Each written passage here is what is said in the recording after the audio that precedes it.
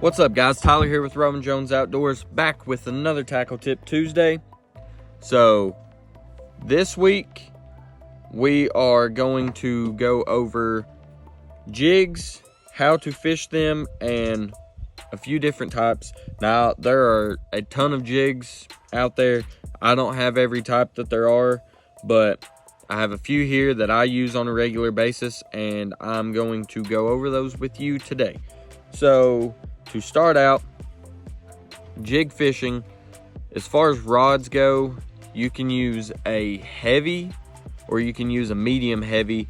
I like to use either braid or fluoro with mine so that they sink, depending on what type of cover I use, depends on what type of line I'm using. As far as gear ratio goes, I usually use a pretty fast, like an 8:3 to 1 gear ratio. So the first type of jig that we're going to go over are swim jigs, like this Hack Attack from Strike King. So this is one of my favorite types of jigs to use. They're really good for grassy places, like a lot of ponds that I fish, and they are really good for imitating bait fish. You can get them in like a shad pattern as well as a bluegill pattern like this one right here. Also, you can get like this Blacklist Baits swim jig right here. It's more of a green pumpkin, like a natural color. But anyways, you just swim those through whatever cover there is, grass, whatever. As far as trailers for those, usually I'm gonna throw something like a paddle tail on there, you know, something that's gonna swim through the water with the jig. You can also use, you know, like a crawl that has the pinchers that flap while you're swimming it. So that's the first jig. One of my favorite types to use is a swim jig. Next, we have a football style jig. This is made for fishing on the bottom. I use these a lot in rivers or sandy places.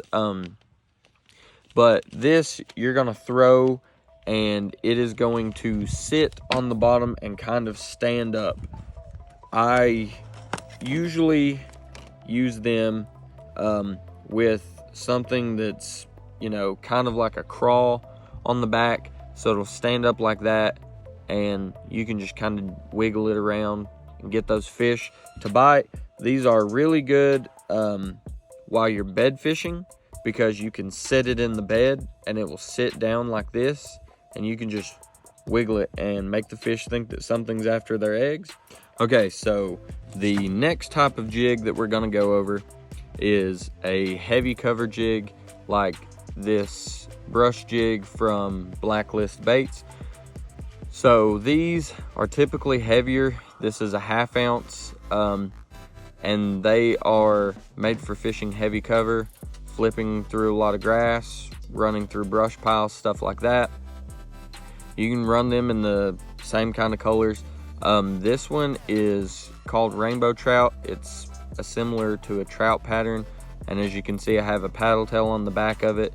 I kind of fish this like a swim jig through heavy cover. The next style of jig that I have, and actually the last style of jig that I have, is going to be something like this. This is a skipping jig. So it's made to fish places that are harder to just cast at, like skipping under laydowns, overhangs, under docks, something like that. Usually I would throw that with a creature or crawl style bait, like this prawn from 6 Cents, or a bandito bug, or a crack and crawl from Guggen, something similar to that. But anyways, so jig fishing is one of those techniques that you just need to practice and get used to feeling the bite and knowing when to set the hook. When you set the hook, make sure that you really drive it home, because you've got a weed guard to push past. This is made to keep you from getting snagged as much, but it also makes it a little bit harder sometimes to set the hook. So you have to make sure that you set the hook hard enough to push that down and drive the hook through the fish's mouth. Jig fishing is one of my favorite ways to catch fish.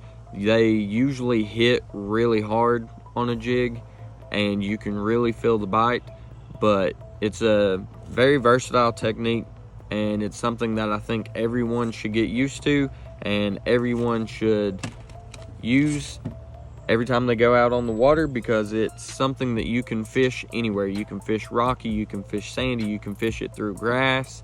You know, you can literally fish a jig anywhere, and a lot of times it works a little bit better than just Texas rigging alone, because you can change up the presentation from swimming to more of a, you know, bottom bait that you're just gonna drag along. But anyways, that's all I have for you guys this week. Thank you for tuning in to another Tackle Tip Tuesday. And as always, remember, your next cast could be your next catch.